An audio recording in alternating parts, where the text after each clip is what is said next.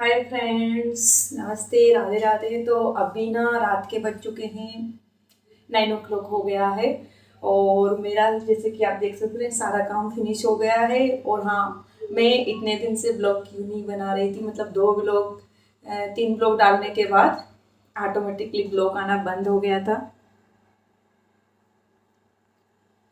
तो वो ना टाइम नहीं मिल पा रहा था, और बच्चों की थोड़ी सी तबीयत ठीक नहीं थी, तो उनको बार बार ना भोपाल लेके जाना पड़ रहा था, तो ऐसे में थोड़ा डिस्टर्ब हो गया था। तो और बीच में संक्रांति भी आ गई थी, तो मैंने सोचा था कि संक्रांति का ब्लॉग मैं शूट करूं, पर नहीं हो पाया है। तो चलिए, मैं आज फाइनली आ गई हूँ। कोशिश करूँगी कि मैं आपके लिए डेली कुछ ना कुछ नया ब्लॉग में लेकर आऊँ। तो अभी मैं आपको ना मतलब नाइट रूटीन बताऊंगी मेरा, कि मतलब काम खत्म होने के बाद बच्चे जो है ना वो होमवर्क डन कर रहे हैं अभी। और मैंने सारा घर ना क्लीन कर दिया। मैं ना रात को सोने से पहले ना सारा घर एकदम क्लीन करती हूँ। बस सुबह उठ के ना मैं झाड़ू लगाती हूँ, उसके बाद मोपिंग कर देती हूँ और मेरा घर क्लीन हो जाता है। तो जो भी इधर का उठाना रखना होता है वो मैं सारा रात को ही क्लीन करके सोती हूँ। तो चलिए, मैं चेंज कर लेती हूँ और फिर मैं बताती हूँ कि रात रात को मैं अपना स्किन केयर कैसे करती हूँ। चलिए, मैं आती हूँ। यहाँ ना मैं फेस वॉश करके आ गई हूँ। अब ना पहले थोड़ा स्किन पेम्परिंग के लिए गुलाब जल स्प्रे करती हूँ। ये इसको ना मैं ऑटोमेटिकली ड्राई होने देती हूँ, या फिर मुझे जल्दी ड्राई करना रहता है ना, तो मैं ऐसे टेप टेप करके इसको ड्राई कर देती हूँ। पर मुझे अभी टाइम है, तो मैं इसको ऑटोमेटिकली ड्राई होने देती हूँ। और अब मैं ना अपने बालों का एक जूड़ा बना लूँगी।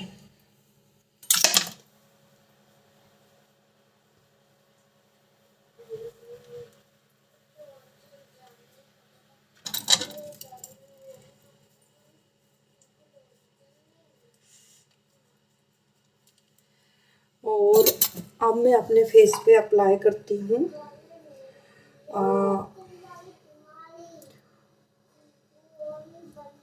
Coconut oil. अभी ये जमा हुआ है, पर मेरे चेहरे पे कुछ प्रॉब्लम्स हो रहे थे, मतलब थोड़ी सी ईचिंग हो रही थी। तो मुझे डॉक्टर ने सजेस्ट करा है कि ये दिख नहीं रहा, हाँ ये दिख रहा, कि मैं कोकोनट ऑयल ही लगाऊं। तो यहाँ कुछ मुझे दिया है एक लिक्विड सा, उसका नाम तो कुछ होता नहीं क्योंकि मैं होम्योपैथिक ट्रीटमेंट ले रही हूँ।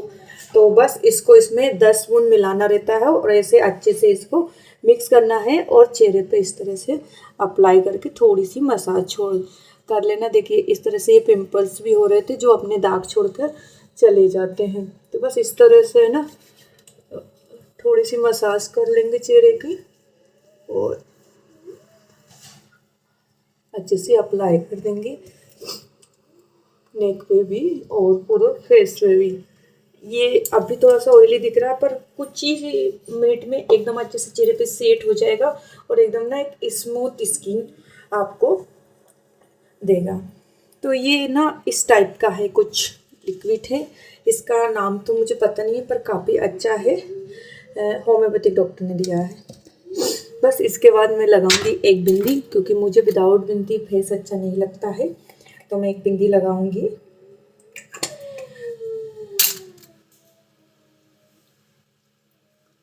और अब मैं अपने हैंड्स एंड लेग्स पे अप्लाई करूंगी।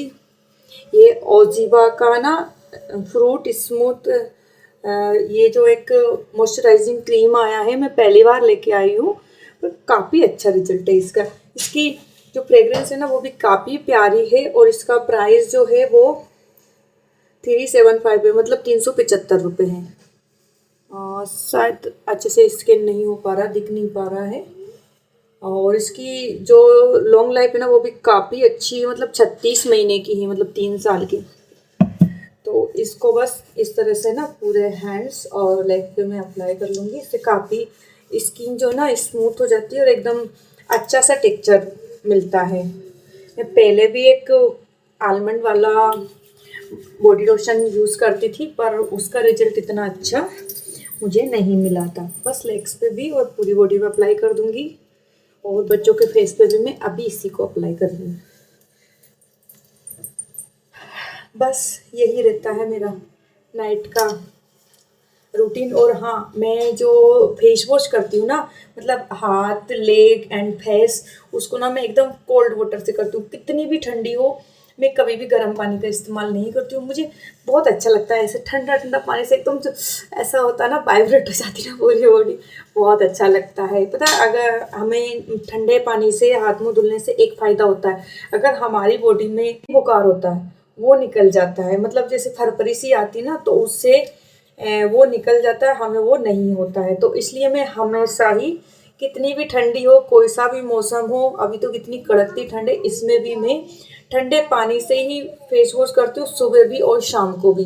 नहाते टाइम हाँ, मतलब पूरी बकेट थोड़े कुनकुने पानी से भरी होती है, तो वही मैं फेस पे भी डाल लेती हूँ। पर सुबह शाम बिल्कुल एकदम कोल्ड वाटर से ही मैं फेस वॉश करती हूँ। तो देखिए बच्चे जो है ना,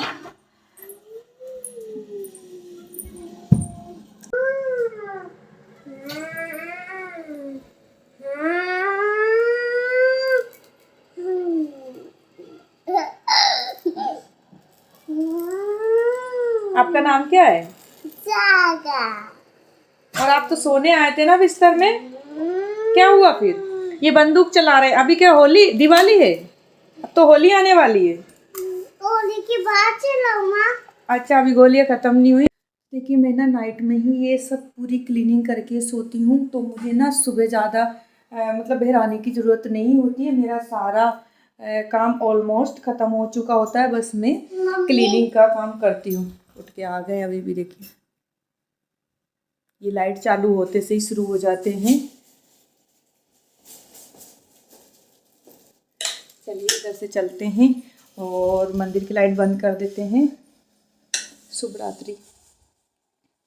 बस अब चलते हैं किचन में। तो अभी अभी ना मैंने एक वीडियो शूट करा है, बहुत अच्छा है, कल आएगा, आप देखना ज़रूर। तो मैं इसको ट्राइपॉड को थोड़ा छोटा कर लेती हूँ। फ्रेंड्स, तो मैं आज आपसे बात करूँगी गाय को रोटी देने के बारे में। जैसे कि आप सभी जानते हैं कि गाय को रोटी देना कितना ज़रूरी होता है। जब हम गाय को रोटी देते हैं ना, तो जो गाय के अंदर, जो गाय की मतलब पूरी बॉडी के अंदर है ना, जो वो सारे जो हमारे 36 करोड़ देवता है वो निवास करते हैं। तो जब हम गाय को एक रोटी देते हैं, तो पूरे 36 करोड़ देवताओं को हमारे घर के खाने का भोग लगता है। तो पर प्रॉब्लम ये रहती है कि गाय को रोटी दे कैसे। बच्चे परेशान कर रहे थे, तो मैं बता रही थी कि मतलब प्रॉब्लम ये नहीं रहती कि सिर्फ एक रोटी देना है, प्रॉब्लम ये रहती कि अब गाय कैसे लाए, कहाँ से गाय लेके आए। सिटी में तो रोज गाय मिलती नहीं, और कुछ कॉलोनीज होती है जिसमें रोज गाय आती है, तो हम उनको रोटी दे पाते हैं। पर जैसे कि हम हैं, हमारे इधर गाय नहीं आती है, मतलब कभी कभार महीने 2 महीने में एक बार गाय हमें मिल जाती है। तो अब ऐसे में क्या करें, आप ना जो सुबह और शाम का जो खाना होता है ना, उसके मतलब जो फर्स्ट रोटी होती है उसमें से आप वो निकाल लीजिए। और फिर आपको क्या करना है, उस रोटी पे घी लगाना है, तेल नहीं लगाना है। घी लगाने के बाद आपने जो भी हलवा बनाया है, सब्जी बनाई है, आप थोड़ा सा उस पर डाल दीजिए। ऐसे मतलब एक रोल जैसा, जैसे बच्चों को रोल बना के देते इस टाइप से, और उसको फोल्ड करके आप रख दीजिए। उस पर अगर आप सब्जी नहीं डालना चाहते हैं या नहीं बनाई है, तो आपको एक सीधा सा काम करना है, बस ना नमक थोड़ा सा ऐसे करके नमक आपको उस पर बुरबुरा देना है, और उसके बाद आप रोटी को रख दीजिए। अब आप सोचेंगे कि रोटी रख देंगे तो गाय को कैसे देंगे, तो आपको रोटी ना फ्रीज में रखनी है। तो फ्रीज में आप में से जैसे कि महीने में एक बार आप रोटी मतलब इकट्ठी कर ले, इस तरह का कोई डिब्बा ले लीजिए, आप पॉलीथीन ले लीजिए। और आप जैसे कहीं जाते हैं, तो जहाँ भी गाय बंधी हुई है या जिस कॉलोनी में गाय आती है, तो आप उस कॉलोनी में गाय को रोटी दे सकते हैं।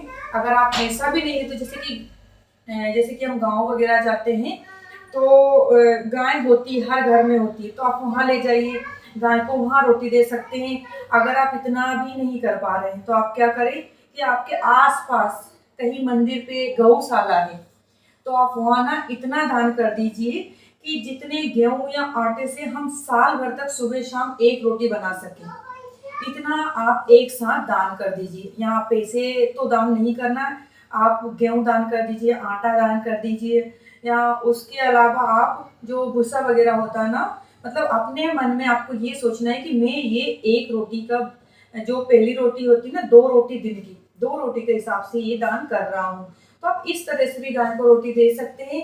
या फिर मुझे तो सबसे अच्छा लगता है कि आप ना रोटी को स्टोर कर लीजिए फ्रिज में, जब भी गाय आती है उसको दे दीजिए। या मतलब आपके आसपास किधर कहीं ना कहीं तो गाय होगी, ऐसा तो नहीं हो सकता कि गाय हो ही नहीं इधर कहीं भी, तो ना कहीं तो गाय होगी। तो आप वहां जाके गाय को रोटी दे सकते हैं। जैसे कि देखो मैं बताती हूँ मैं कैसे गाय के लिए रोटी स्टोर करती हूँ, तो चलिए मैं बता देती हूँ। तो देखिए मैं यहाँ ना गाय के लिए इस तरह से एक बड़ा सा पॉलिथीन ले लेती हूँ, और देखिए इस तरह से इसमें थोड़ा सा घी लगा के, नमक लगा के, और मैं इसको स्टोर कर लेती हूँ। और देखिए मैं जो भी बनाती हूँ वो इस तरह से, तिल के लड्डू है जब बनाए थे तो मैंने इनको भी स्टोर कर दिया था। मतलब जो भी होता है, पेला, रोटी, लड्डू, पराठा, जो भी, तो मैं इस तरह से स्टोर कर लेती हूँ। जब भी महीने में, 15 दिन में, 8 दिन में गाय आती है तो मैं उसको ये रोटी दे देती हूँ, और भी जो घर में रोटी एक्स्ट्रा होती है मैं वो भी उनको दे देती हूँ। तो फ्रेंड्स मैं वीडियो बना रही थी तो मेरा छोटू मास्टर आया कि मुझे भूख लगी है और कुछ खाने को चाहिए। तो यहाँ ना मैं ब्रेड लिए हैं, चलिए आपको दिखा देती हूँ। यहाँ मैंने ब्रेड लिए हैं और अब इन पे लगाएंगे हम जैम। तो छोटू मास्टर की डिमांड है कि मुझे ब्रेड जैम चाहिए, तो चलिए इस तरह से हम जैम लगा देते हैं। पता ये जो मोप्रो है जैम काफ़ी अच्छा आया है, जो किसान का आता है ना, उससे मुझे ये काफ़ी अच्छा लगा है। रेट इसका थोड़ा सा ज़्यादा है उससे, पर ये काफ़ी अच्छा है। चलिए इनको हम जैम लगा के और ब्रेड दे देते हैं। डायमंड आप खाओगे? ठीक है,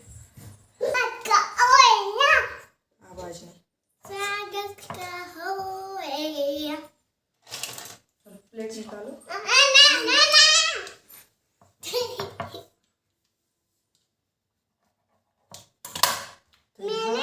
ब्रेड जैम रेडी है।